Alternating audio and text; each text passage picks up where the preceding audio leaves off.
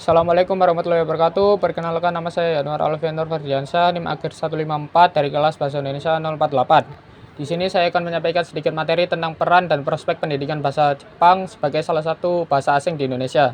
Sebelumnya, seperti yang kita tahu, bahasa Jepang di Indonesia telah mengalami berbagai perkembangan yang cukup signifikan dalam beberapa dekade terakhir sebagai salah satu bahasa asing yang populer di Indonesia. Bahasa Jepang ini sendiri tidak hanya dipelajari oleh pelajar, tetapi oleh profesional yang ingin meningkatkan keterampilan mereka dalam dunia kerja. Di materi ini, saya akan membahas peran dan prospek pendidikan bahasa Jepang di Indonesia mencakup berbagai aspek, seperti kebutuhan pasar, metode pengajaran, serta tantangan yang akan dihadapi ke depannya. Sebelumnya, untuk sejarahnya sendiri, bahasa Jepang mulai diperkenalkan di Indonesia pada awal abad ke-20, terutama pada masa penjajahan Jepang. Setelah itu, minat terhadap bahasa ini meningkat seiring pertumbuhan hubungan ekonomi dan budaya antara Indonesia dan Jepang. Saat ini banyak institusi-institusi pendidikan yang mulai menawarkan program bahasa Jepang ini. Popularitas dari bahasa Jepang tersebut didapat dari berbagai faktor atau berbagai hal. Antara lain budaya pop seperti film, anime, dan juga musik Jepang yang banyak digemari oleh masyarakat Indonesia, terkhususnya pemuda-pemudinya. Yang kedua yaitu kesempatan kerja. Banyak perusahaan Jepang yang beroperasi di Indonesia membuka peluang bagi mereka yang mempunyai keterampilan bahasa Jepang. Yang ketiga, pertukaran budaya. Program pertukaran pelajar dan magang ini semakin meningkat seiring bertambahnya waktu dan juga meningkatkan minat individu untuk mempelajari bahasa Jepang. Yang kedua, peran pendidikan bahasa Jepang. Peran pendidikan bahasa Jepang. Yang pertama, meningkatkan keterampilan berkomunikasi. Pendidikan bahasa Jepang membantu siswa dalam mengembangkan keterampilan berkomunikasi yang efektif. Dengan menguasai bahasa Jepang, siswa dapat berinteraksi dengan penutur asli dan memahami budaya Jepang secara mendalam. Yang kedua, mendorong pemahaman budaya. Belajar bahasa Jepang bukan hanya tentang tata bahasa dan kosakata, tetapi juga membantu siswa untuk menghargai perbedaan budaya dan membangun hubungan yang lebih baik antara orang Indonesia dan orang Jepang. Yang ketiga, yaitu membuka peluang karir. Memiliki kemampuan berbahasa Jepang dapat membuat kita bisa bekerja atau berkarir di beberapa sektor, seperti perusahaan multinasional, industri pariwisata, dan juga lembaga pendidikan yang menyediakan pembelajaran bahasa Jepang. Yang ketiga, metode pengajaran bahasa Jepang ini mencakup yang pertama, pendekatan komunikatif. Metode pengajaran ini sangat efektif dalam pembelajaran bahasa Jepang.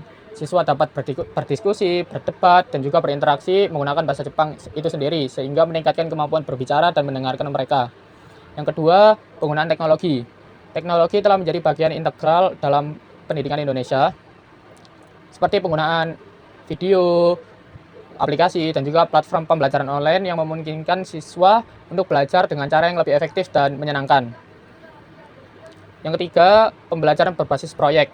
Pembelajaran berbasis proyek ini memberikan kesempatan siswa untuk menerapkan keterampilan berbahasa Jepang mereka secara nyata atau secara langsung. Misalnya, siswa dapat melakukan penelitian budaya Jepang, dan setelah itu mereka mempresentasikan menggunakan bahasa Jepang.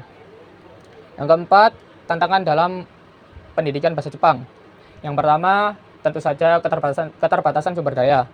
Salah satu tantangan terbesar pendidikan bahasa Jepang ini yaitu keterbatasan sumber daya seperti buku, materi, dan juga pendidik atau guru yang berkualitas. Banyak sekolah yang belum memiliki fasilitas yang memadai untuk mendukung pembelajaran bahasa Jepang. Yang kedua, persepsi masyarakat. Meskipun popularitas bahasa Jepang meningkat, masih ada beberapa orang yang memiliki persepsi bahasa Inggris lebih baik dipelajari daripada bahasa Jepang. Yang ketiga, kualitas pengajaran.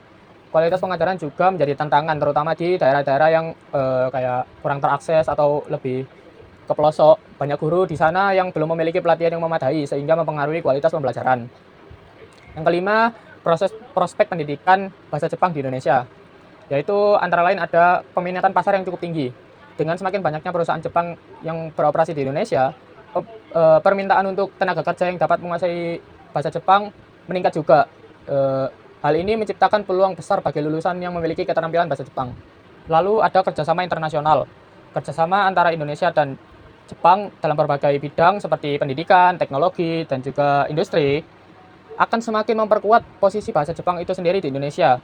Program pertukaran pelajar dan magang akan terus berkembang, dan hal tersebut memberikan lebih banyak kesempatan bagi siswa atau pelajar untuk mempelajari bahasa Jepang secara langsung. Kesimpulannya, pendidikan bahasa Jepang di Indonesia memiliki peran yang cukup penting dalam meningkatkan keterampilan komunikasi, pemahaman budaya, dan juga berbagai peluang kerja yang ada di Indonesia ataupun di luar Indonesia. Prospek pendidikan bahasa Jepang di Indonesia sangat bisa dibilang cukup cerah lah. Dengan dukungan dari pemerintah, institusi pendidikan, dan juga masyarakat, bahasa Jepang dapat menjadi salah satu bahasa asing yang paling diminati di Indonesia.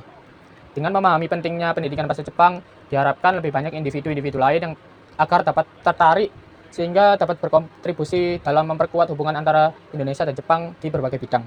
Sekian sedikit materi yang saya sampaikan mengenai peran dan prospek pendidikan bahasa Jepang yang ada di Indonesia. Sekian, saya Yanuar Alveng Nur Ferdiansyah, NIM akhir 154. Izin undur diri. Wassalamualaikum warahmatullahi wabarakatuh.